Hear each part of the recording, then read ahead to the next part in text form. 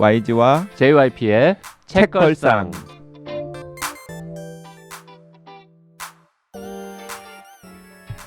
책에 관한 걸쭉하고 상큼한 이야기. YG와 JYP의 책걸상이 찾아왔습니다. YG 강량구입니다. JYP 박재영입니다. 박평 박혜진입니다. 와. 네, 올해도 여름휴가 특집이 돌아왔습니다. 여기 혼비님도 같이 있으면 좋을 텐데. 여름 휴가를 가기가 힘든 시절이 이어지고 있습니다만 작년에 이어서 여름 휴가 특집은 하는군요. 네, 혼비님도 같이 있으면 좋을 텐데 혼비님이 이제 개인 사정 때문에 혼비님은 한 7월 7월 정도는 돌아오겠죠? 돌아올 수 있으니까 일단은 우리 셋이서 여름휴가 특집을 진행을 하기로 했습니다.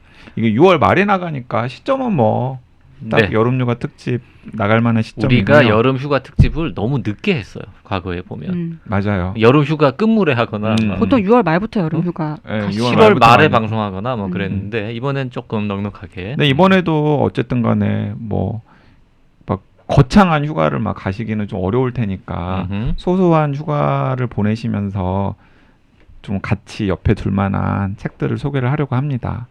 댓글 먼저 읽겠습니다. 치킨아트님, 휠체어 탄 소녀를 위한 동화는 없다 편을 듣고 내가 하는 차별적 발언은 뭐가 있을까 했더니 정성스럽게 썼던 댓글에서조차 차별적 발언을 했었군요. 부끄. 방송을 듣기 전에 선량한 차별주의자 프롤로그를 막 읽었는데 결정장애라는 표현도 비하하는 의미를 담고 있다는 글을 읽고 자주 쓰는 표현이라 반성하던 참이었는데 타이밍도 기가 막히게 JYP님께서 딱 집어내 주셨습니다. 무언가에 장애를 붙이는 건 부족함, 열등감을 의미하고 그런 관념 속에서 장애인은 늘 부족하고 열등한 존재로 여겨진다는 거였습니다. 이것 말고도 다른 이들을 비하하고 차별하는 표현을 생각 없이 사용하고 있겠죠? 하루아침에 바뀌지는 않더라도 차근차근 바꾸도록 노력해야겠습니다. 차별 없는 사회를 위한 지적 감사합니다. 네, 휠체어 탄 소녀를 위한 동화는 없다 편 들으시고 이런 댓글 남겨주셨고요. 네, 그레그레오님, 그레그레오님께서는 이제 저를 겨냥해가지고 댓글을 남기셨는데요. 농나무 파수꾼에 대해 저는 YG님의 의견에 동의하지 않습니다. 히가시노 게이고 책에 대한 기대치로 인한 것일 수도 있다는 점에는 동의합니다. 남들도 이렇구나 하는 포인트로 위로받는 저는 그런데 좋았어요. 저는 나만 이런가 하고 눈치 보는 게 디폴트라 뻔하고 뻔한 게 좋을 수 있는 거잖아요. 너무 충격적인 게 힘든 때가 있고요. 이 책이 그저 그랬다면 현재 꽤 괜찮은 상대이기 때문 아닐까 조심스레 추측해 봅니다. 물론 작년에 읽은지라 정확히 기억나진 않지만 좋았던 감정이 남았고 조금 눈물도 찔끔했던 것 같습니다. 그랬더니 티트리님께서도 저도 농나무의 파수꾼 좋았어요. 히가시노 게이고 소설 중에서도 베스트였습니다. 라고 했는데 경만이님께서는 농나무의 파수꾼에 대하여 YG님 말씀에 동의합니다. 농나무 평점이 9.0인 건 히가시노 게이고에 대한 예의일까요? 읽기 전 미리 던진 대중의 기대 점수일까요? 나미야 잡화점의 기적을 기준으로 매긴 상대적 만족도일까요? 도서관에서 빌려올 걸 저는 돈을 주고 사버렸습니다. 감동적인 소설을 원했고 어두운 장면이 나오지 않는다는 것도 알았지만 이 정도로 잔잔하고 착할 줄은 몰랐습니다. 히가시노 게이고는 팬이 많으니 어서들 여기로 와 반박해 주셨으면 좋겠습니다. 책걸상 부응하라. 사랑해요 JYP. 이 끝은 왜 이래? 그러니까 경만이님은 나빠요. 그러니까 YG 재물 삼아서 책걸상에 클릭수는 올리고 맨 나중에 사랑해요 JYP야. 동의는 YG에게 했지만 사랑은 JYP. JYP에게 보낸다. 네, 올리버렐리오님은 책걸상 계속 진행하고 계셨군요. 왜 스마트폰에서는 작년 12월 16일 이후 업된 내용이 없는지 그동안 이제나 저제나 책걸상 기다리고 있었는데 그럼 오늘부터 열심히 들어야겠네요. 오늘자 모 일간지 북섹션에 JYP 여행 준비로 기사 나왔네요. 친한 직장 동료가 신문에 나온 것처럼 반가운 느낌. 크크크. 네. 그 나간 다음에 판매 약간 도움이 됩니까? 전혀 없습니다. 네. 그러니까 예전에는 그런 식으로 조금이라도 언급이 되면은 한 몇백 부가 막 움직이고 그랬대는데 자 이제 좋은 시절 같습니다. 네. 요즘은 뭐 방송에 나오고 방송 글보다는 방송에 나와도 별로. 그쵸. 네. 무슨 짓을 해도 책은 안 팔리는 것 같습니다. 요즘에 그냥 책이 팔리려면은 약간 진짜 뭐 그런 거. BTS라던가. 자, 여름휴가 특집을 우리가 아무런 지금 사전 교감 없이 그냥 각자 휴가철에 추천하고 싶은 책 최소한 2권씩 갖고 와서 그냥 수다 떨어보자. 뭐 우리가 서로 아는 책일 수도 있고 생판 모르는 책일 수도 있지만 그냥 갖고 와보자. 설마 겹치게 하겠냐 이러고 왔습니다. 근데 우리 몇 년 전에 겹친 적도 있잖아요. 있었죠. 음. 그러니까 사실은 근데 겹친 거 딱 한 번밖에 없어요. 한 번인가요? 유일하게 그 겹친 책이 바로 심플 플랜. 플랜. 그렇군요. 뭐 올해는 그런 일은 아마 안 일어날 것 같고. 자, 뭐 언제나 그렇듯이 시작은 YG. 네, 제가 이번에 여름휴가 특집 책으로 가져온 건 둘 다 그냥 소설 가져왔어요. 여름에 휴가 때는 막 복잡한 책들보다는 진짜 막 정신없이 읽을 수 있는 그런 재미있는 소설을 가져오는 기대됩니다. 게 좋을 것 같다는 생각이 들고 또 작가도 친숙한 작가들 와이즈가 약간 편애하는 작가들 작품을 네. 가지고 왔는데요. 첫 번째로 좀 권해드리고 싶은 책은 오쿠다 히데오의 죄의 궤적. 죄의 궤적. 네. 이건 JYP는 안 본 책이군요. 네. 네, 신간이죠. 네, 신간입니다. 오쿠다 히데오의 죄의 궤적은 원서가 2019년에 나온 책이고요. 그리고 3년 동안 이 소설을 위해서 준비를 했대요. 그래서 책을 딱 펼치면은 일본을 뒤흔든 유괴 사건의 전모를 그린다. 그것을 위해 보낸 3년이었다. 오쿠다 히데오라고 하는 친필 서명이 있어요. 아니 이걸 3년 동안 썼다고요? 3년 동안 썼습니다. 근데 오쿠다 히데오는 비교적 그래도 빨리빨리 쓰는 작가인데. 네, 3년 동안 썼고요. 그리고 제가 이 소설이 정말 오쿠다 히데오의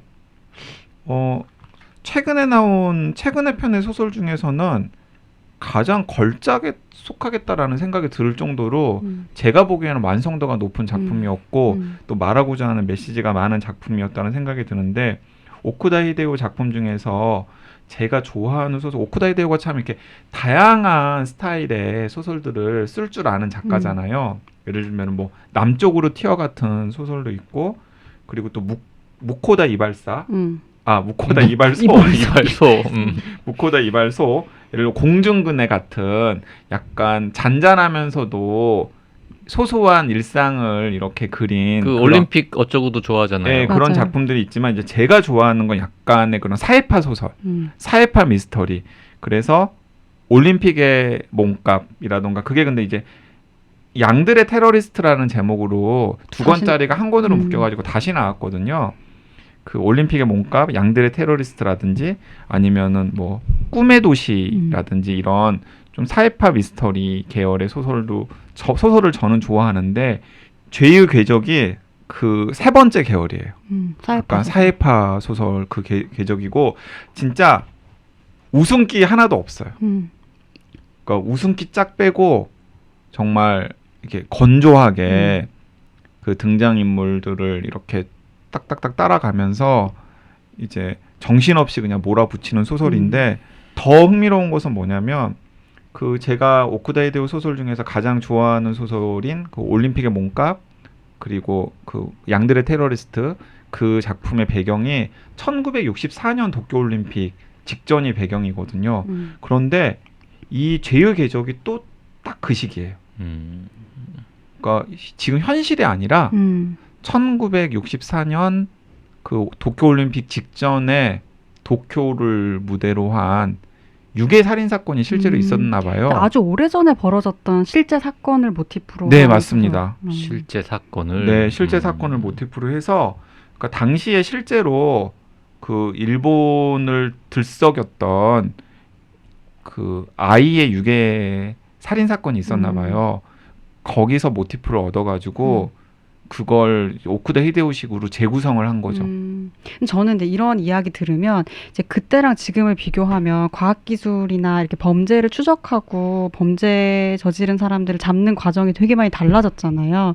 그러면 아주 예전에 벌어졌던 사건을 다시 쓸 때 이 시간의 차이를 어떤 방식으로 이렇게 메우거나 혹은 그 관점이나 이런 것들을 달리할지 되게 궁금해요. 배경을 60년대로 그대로 잡으면 그대로 잡은 잡은 거예요. 그러니까 지금의 시선이 이제 예를 들어 어떤 범죄 사건에 대해서 접근하는 방식이라든지 할 수 있는 것들에 네. 대한 기대치나 가능성의 범주가 훨씬 더 높잖아요. 네, 그래서 저도 방금 정확하게 박평이 그 그 딱 지적한 부분을 좀 의식하면서 읽기 시작했거든요. 음.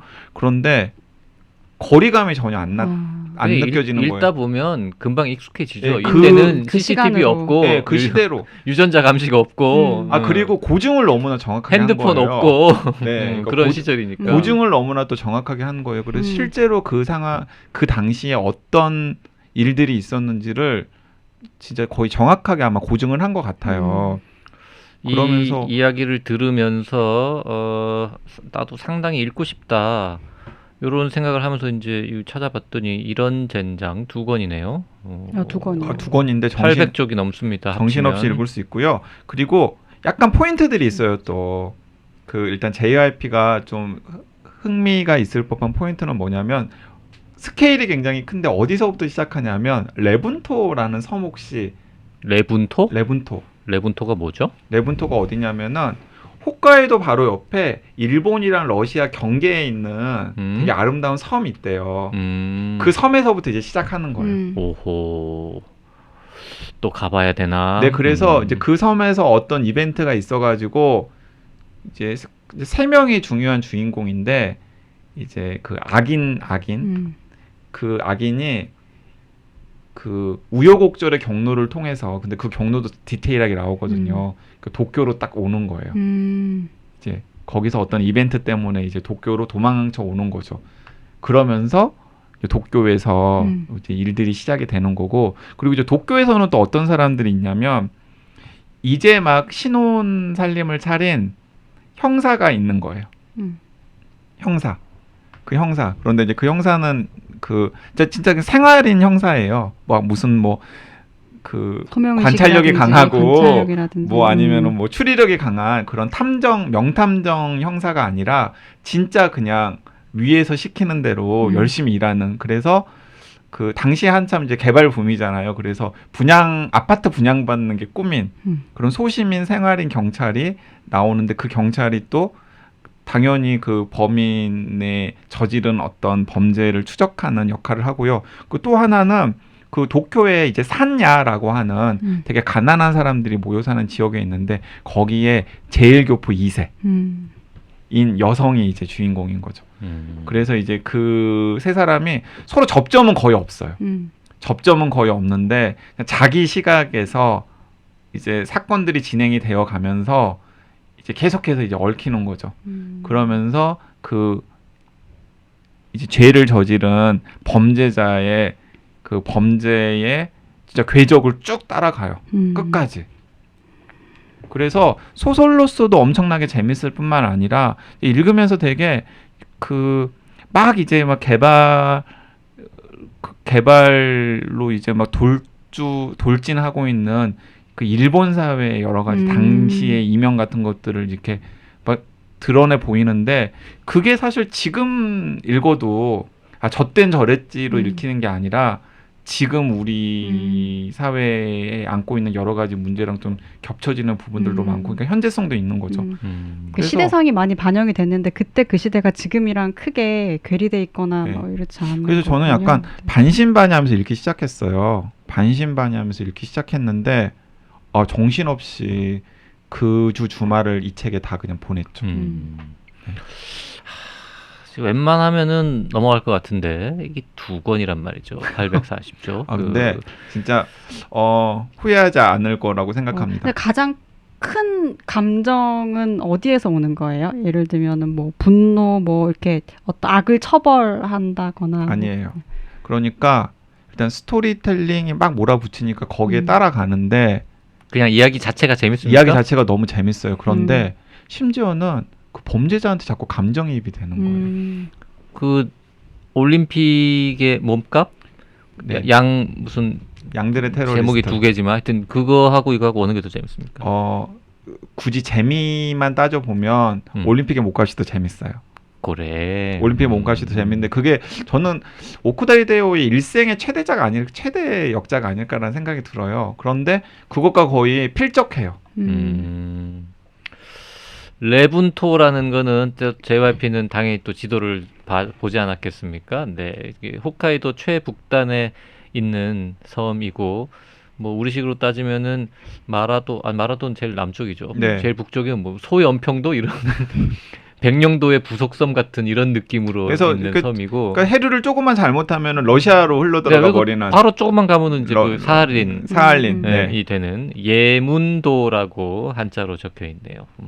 네, 그래서 이제 뭐 제가 죽기 전에 가볼 수 있을지 모르겠지만 못갈것 거기에 네 무슨 자연 풍광 같은 것도 묘사가 되고 있고 그 다음에 홋카이도가 막 이제 관광지로 개발되기 전에 예, 그때의 모습 그리고 그 열차라든지 비행기라든지 이런 것들이 제대로 되어 있지 않을 때 어떻게 일본에서 그 왔다 갔다 했는지 그런 것들도 되게 디테일하게 묘사가 되어 있고 알겠습니다. 네.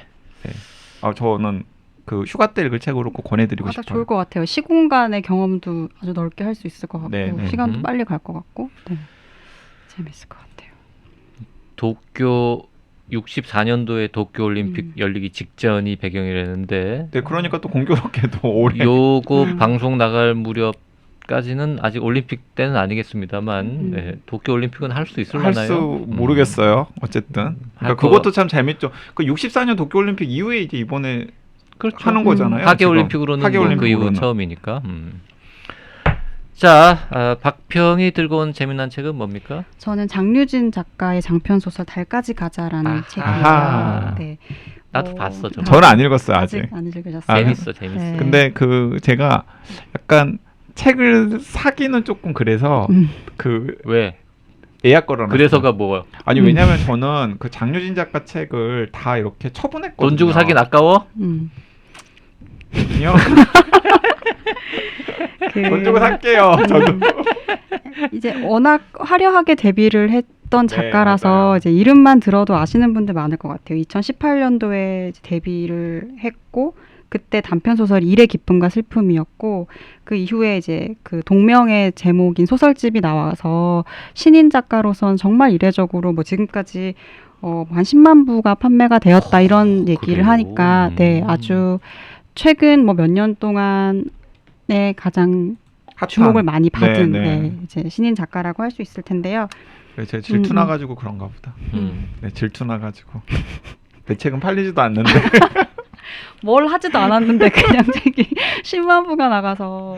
근데 그때도 이제 판교 테크노밸리 배경으로 한 이제 IT 회사에서 일을 하는 사람들이 느낄 법한 굉장히 공감력 높은 이야기들로 화제가 많이 됐었잖아요. 근데 이번 작품도 그런 소설이죠. 비트코인 얘기고 이더리움에 투자를 하는 너무 트렌드야. 트렌드를 너무 아주 잘 트렌드를 막 아주 잘 반영한 반영한. 소설이죠. 아니 우리가 언제나 막 노벨문학상 수상 작가의 작품 이런 것만 읽고 살 수는 없잖아요. 네. 아주 가까운 이야기고, 그러니까 사실 저희가 이제 저희 또래들의 이야기인 것 같아요. 근데 이제 친구들 만나거나 꼭 친구가 아니더라도 사람들 만나면 요즘 가장 큰 스트레스 중에 하나가 주식이랑 부동산이에요. 그래서 어떤 자리에서는 딱 가면 제일 먼저 그 얘기부터 해요. 오늘 여기서 헤어질 때까지 주식이랑 부동산 얘기하지 마. 그 얘기를 가상화폐 얘기는 해도 돼. 뭐 이렇게. 그렇죠. 암호화폐 정확하게. 암호화폐. 암호화폐? 네. 그 정도로 근데 지금의 어떤 젊은이들 뭐 굳이 30대라고 얘기를 한다면 뭐 넓게 가면 20, 30대 혹은 뭐 그 이후로도 갈 수 있겠지만 그 직장인들에게 가장 큰 화두가 되는 것 중에 하나가 주식, 뭐 암호화폐, 부동산 이런 이야기들인데요.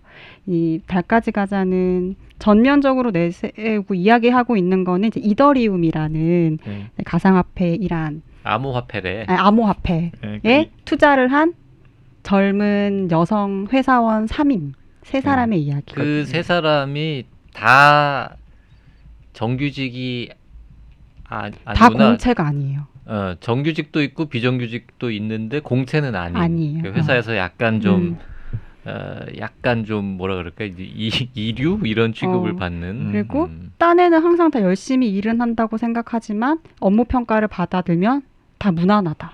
굉장히 무난하지 않게 열심히 일했는데 그 돌아오는 회사는 건 저기죠. 무난하다. 그 뭐 초코파이 만드는 회사. 과자 회사. 과자 회사인데 과자 회사. 업계 1위는 아니고 빵을 만드는 회사인데 업계 예를 들면 뭐 SPC다 이런 느낌은 아니고 근데 편의점에 들어가면은 다 놓여 있는 빵. 그 YG는 책도 안 봤는데 초코파이 만드는 회사 오리온을 모델로 한 겁니까? 아니 저는 오리온을 모델로 한 거라는 그런 느낌, 그 정도 느낌이긴 예, 합니다. 오리온을 만든 저는 음. 그 정도 느낌으로 받아들였어요. 예. 네네. 그래서 이제 주인공 세 사람인데 세 사람이 다 뭐 연령도 조금씩 다르고 어쨌든 그러니까 비공채 직장인이라는 게 좀 공통점이 돼서 이 사람들 이 세 사람 사이 이제 단톡방이 생기고 단톡방에서 주로 하는 이야기가 이제 이더리움에 대한 이야기들을 그러니까 하게 되죠. 무대는 시간적 배경 2017년이죠. 17년에서 18년 네. 그 한창 이제 한참 네. 거품 막 생겨가지고 때. 그럴 때. 그렇죠. 그래서 그 그래프들이 거의 다가 아니라 실제 그래프를 반영을 해서 쓴 소설이고 이 소설의 큰 형식은 그 리포트의 형식을 띠고 있어요. 그래서 2017년도 뭐 3월 15일, 3월 17일, 3월 18일.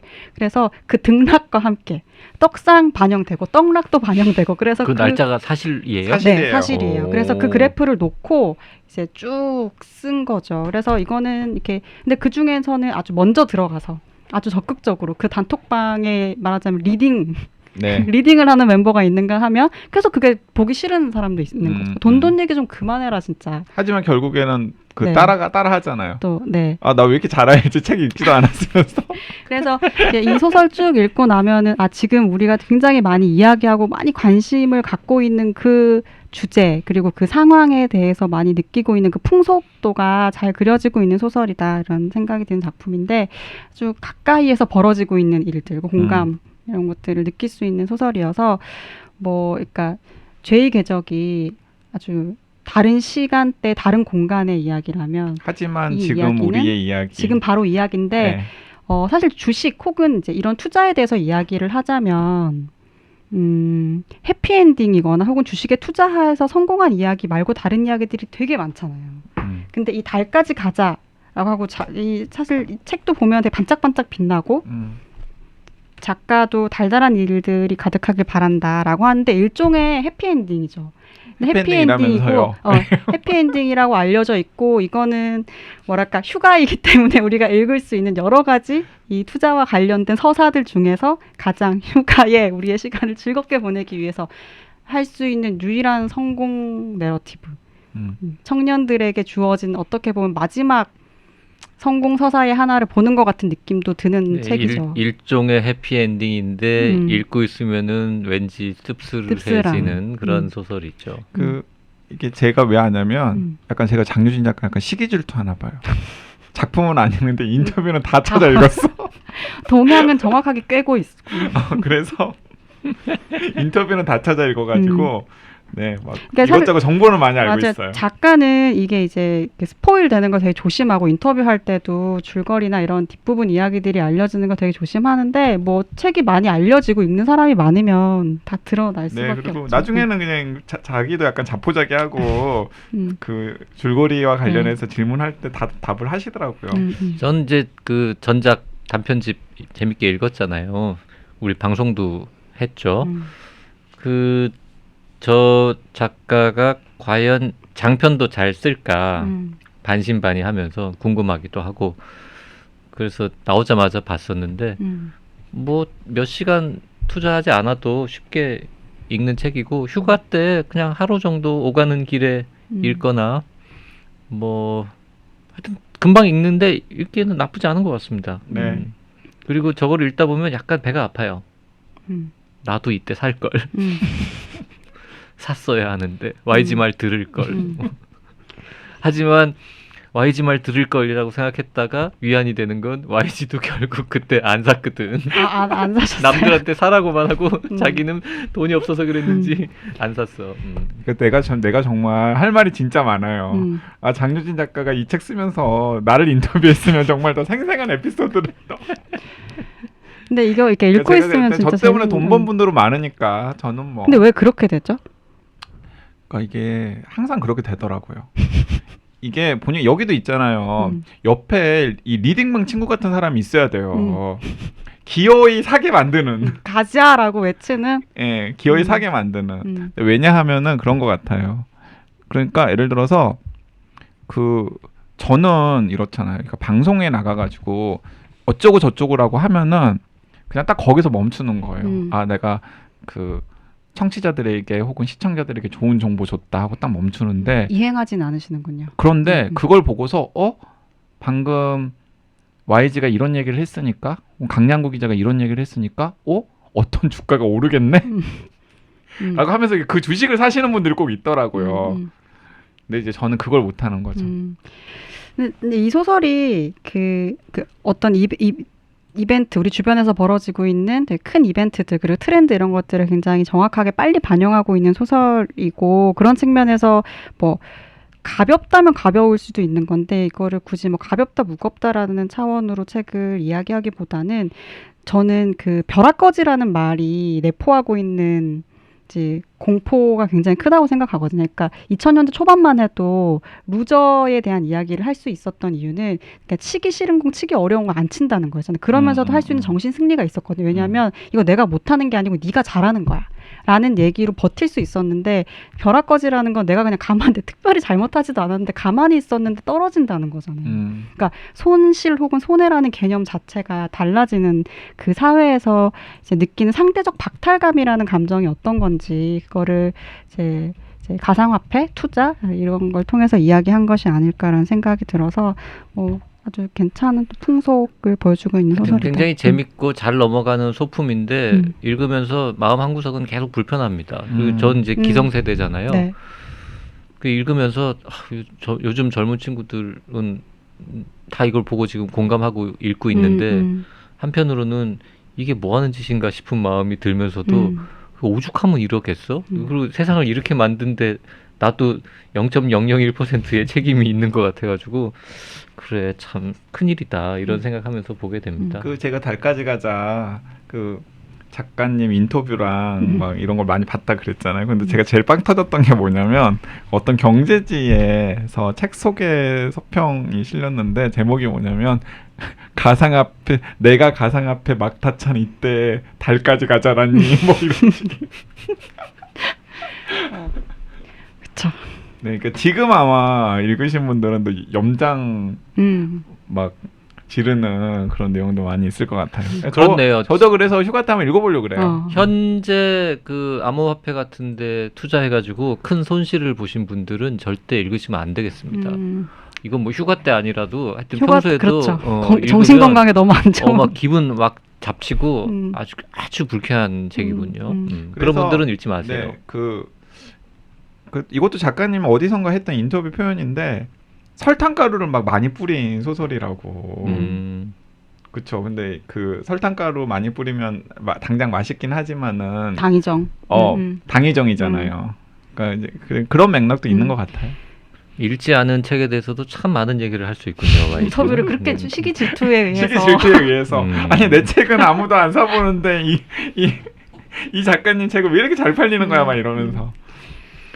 자, 뭐 시간도 많이 지났고 JYP는 지가 읽은 책에 대해서도 별로 길게 말하는 능력이 없는 사람이기 때문에 제가 추천하는 책에 대해서는 짧게 말씀드릴 텐데, 이제 최근에 저거를 하자, 여름휴가 특집 하자라고 책 골라오라는 이야기를 듣고 전 또 이제 얼마나 고민스러웠겠습니까.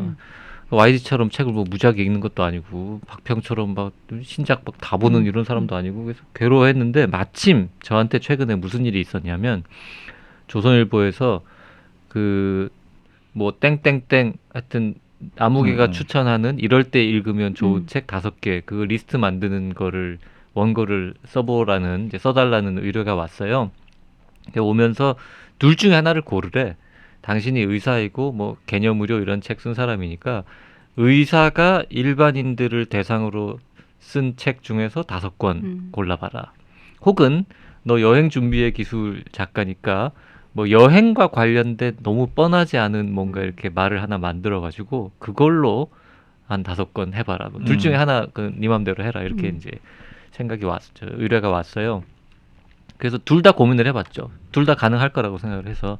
그래서 실제로는 2개의 리스트를 만들었어요. 둘 다 5권을 다 골랐는데 뭘 쓸까 마지막까지 고민하다가 결국 이제 후자, 여행 관련 아무래도 신작을 홍보해야 되니까. 네, 제가 또 권했거든요. 아니 신작을 홍보해야지. 그리고 무슨 뭐 의사냐 이러면서. 그리고 그 의사가 쓴 책 중에서 정말 추천하고 싶은 책 5권을 고르라고 하면 난 개념으로 넣고 싶은데 어. 지책은 못 넣잖아. 아니 진짜 왜 못 넣어요? 넣어야지. 그 코너에서 자기 책 넣은 사람이 있었어요? 없었을 걸? 강양구. 나 넣었었던 것 같은데. 본인 책을 넣었다고? 안 넣었었나? 나 넣었었던 것 같은데.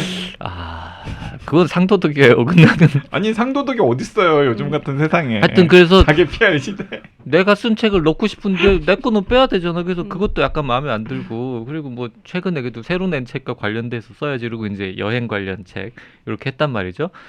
근데 어쨌든 그 두 개의 5권짜리 리스트에서 각각 하나씩을 가져왔어요. 여름 휴가 때 그래도 읽을 만한 책이 뭐가 있을까. 그 중에서 오늘 이번 시간에 할 거는 소설. 우리가 그렇게 많은 페이지 터너들을 소개를 몇 년 동안 했는데 아직 한 번도 소개 안 한 작가가 한 명 있습니다. 그 가이도 다케루라고 하는 나 누군지 알아요. 의사이면서 네. 베스트셀러 그 작가인 유명한 시리즈 있잖아요. 바티스타 수술팀의 영광이라는 네.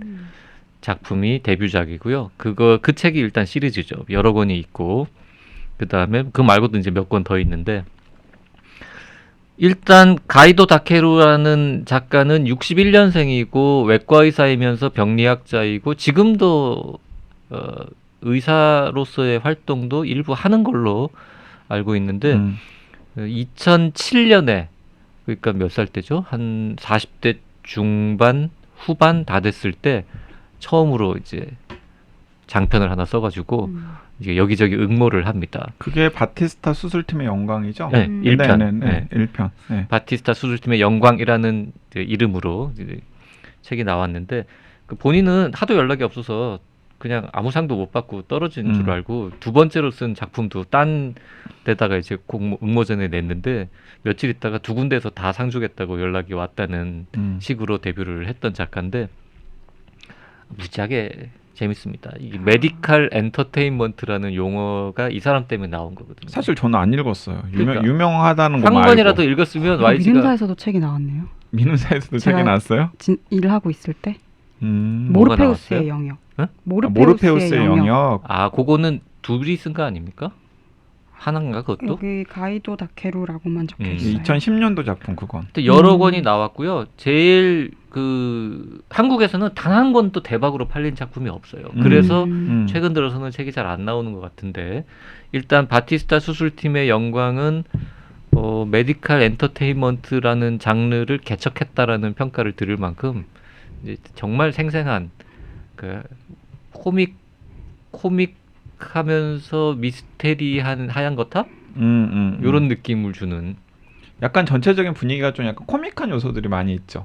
코믹해요. 네, 그래서 제가 약간 좀 저 약간 좀 일본 드라마도 별로 안 좋아하거든요. 맞아요. 너무 가벼운 그런 게 있잖아요. 화이팅 막 이런 느낌 막 하여튼 코믹 미스테리 메디컬 엔터테인먼트 뭐 이런 장르예요. 사기 같은데.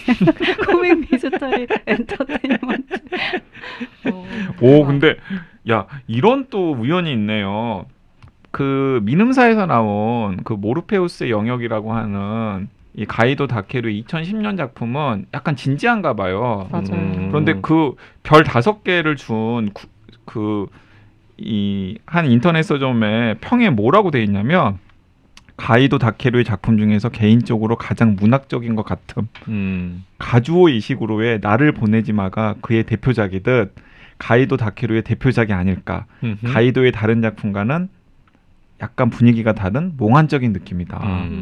네. 그러니까 약간 좀 계속 이렇게 약간 힘 빼고 좀 재밌게 쓰다가 그러니까 정색하고 한번 써본 게 그 민음사에서 나온 모르페우스의 영역이라는 작품인가 보네요. 저는 이제 이 바티스타 수술팀의 영광의 주인공이 이 2명인데 그 2명의 주인공이 계속 같이 나오거든요. 여러 편의 소설에. 약간 성격 다르고 막 그렇죠. 전혀 다르죠. 한 명은 이제 특이한 약간 좀 뭐라 그럴까? 하여튼 굉장히 독특한 캐릭터의 의사이고 신경과 의사예요. 병원에서 성공이나 돈 버는데 이런 데 아무 관심 없고 약간 좀 오타쿠 같은 느낌? 뭐 이런. 그런 느낌의 하여튼 의사가 있고 그 다음에 공무원이 하나 있어요. 네. 보건 우리나라로 따지면 복지부 공무원인데 둘이 콤비가 돼가지고는 이제 이게 이제 사람이 죽걸랑요 계속 병원에서 이제 그거를 이제 살인 사건을 파헤치고 뭐 이런 내용이라서 의료사고예요? 의료 사고인지 아닌지 모르는 아. 거죠. 의료 사고인지 아니면 의료 사고를 가장한 의도된 살인인지 일단 그걸 밝히는 것 자체가 첫 번째 작품이고 그래서 게다가 이제 저는 한때 의사였으니까 이렇게 메디칼 쪽의 작품들은 재밌으면 조금 더 재밌게 보게 되죠. 이거 진짜 의사였나요? 미스터리 엔터테인먼트. 아직 면허가 살아 있는 것으로 저는 알고 있습니다. 네. 써먹지를 못해서 그런데. 어우, 야, 진짜 이거 약간 공포다. 음. 어느 순간에 JYP가 사라진 다음에 저기 시골 어디서 시골에서 박맥과 이런 걸로 이렇게 개원하면은 그 얼마나 공포야. 그게 왜 공포야? 코미디지. 할머니 할아버지들한테 뭐 주사 막 아무거나 놔주고 막 비타민 그러게요. 주사, 장르가 뭔지. 마늘 주사 이렇게. 혹시 알아? 어디 막 시골에 가서 간장 선생 이런 것처럼 막 유명한 시골 의사가 될지? 네. 하여튼 그 재밌고요. 제가 그래서 이게 하도 오래된 책이라서 살 수 있나 이렇게 찾아봤어요. 그랬더니 이 시리즈 대부분은 못살것 절판되고 같아. 이북도 없고 음. 사기도 힘듭니다. 근데 다행인지 불행인지 바티스타 수술팀의 영광 첫 번째 편은 이북은 지금도 살 수가 있습니다. 음. 그래서 궁금하신 분들은 요걸 보시면 되고 그리고 웬만한 다행이다. 도서관에 다 있어요. 도서관에 다 있어요. 다 있어요. 네. 그리고 그 주인공들이 나오는 시리즈가 여러 개가 있는데 그 중에 저는 4권까지만 보고 그 다음부터는 이제 안 봤는데 아, 진짜 그래도 꽤 그것도 놀랍다. 그쵸, 보통 4권이나 본 걸 보면 한두 권 보다가 치우잖아요. 워낙 페이지가 잘 넘어 금방 보거든 이거는. 그래서 그래서 설명하지 않은 우리가 읽지 않은 한 사람 남은 페이지 터너라고 하셨어요. 그러니까 음. 그래서 근데 저는 안 봤는데 똑같은 주인공이 나오는 아리아드네의 탄환이라는 책이 비교적 신간인데 그래도 한 10년 된 것 같은데 이 책은 지금도 판매 중이더라고요. 근데 이 책이 그 시리즈 중에서 최고로 훌륭하다라는 평도 꽤 있는 걸로 봐서 만약에 바티스타 수술팀의 영광을 읽으시고 이거 좋은데 이러면은 이게 연결되는 이야기는 전혀 아니니까 주인공만 같이 그냥 아리아드네의 탄환을 읽으시면은 될 것 같고요. 뭐 나이팅게일의 침묵, 제너럴 루즈의 개선, 나전 미궁 뭐 이런 등등의 책들이 있는데 뭐 다 그냥 기본 빵들은 하는 책들인데 뭐 이렇게 여러 권을 읽으실 필요는 없을 것 같고 그냥 한 권 정도 읽어보시면 아 이런 놈도 있네라고 이제 생각하실 수 있을 것 같고요. 이 사람의 작품 중에서 한 10편 그 정도가 TV 드라마나 영화로 만들어질 만큼 대중성은 뭐 확실하다 이렇게 알려드립니다.